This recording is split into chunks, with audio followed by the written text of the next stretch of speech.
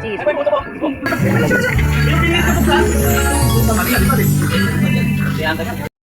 Hi guys! Another vlog, another luto na naman po si Mama.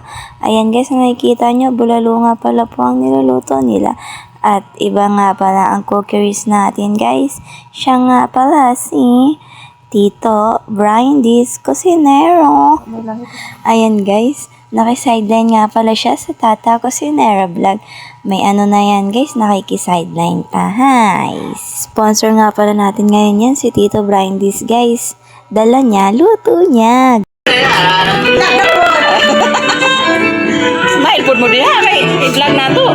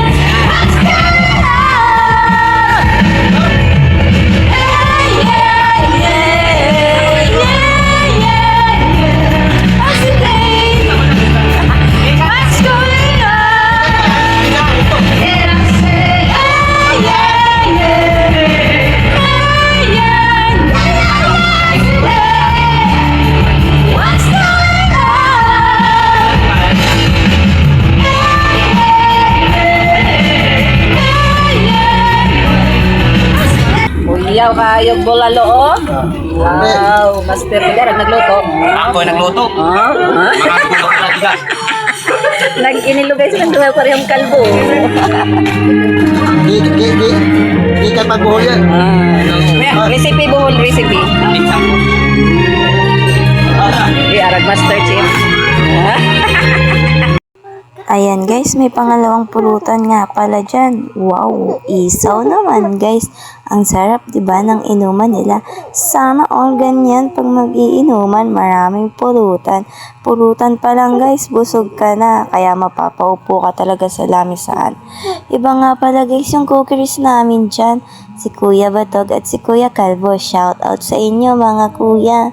Ang sarap po ng luto nyo. Sa sobrang sarap, napatago kami sa kwarto. Namumulutan. Ginalingan kasi ni Kuya Batog magluto guys, kaya ayan, nagpupuna siya ngayon ng pawis. Ayan guys, may concert nga pala dito sa bahay.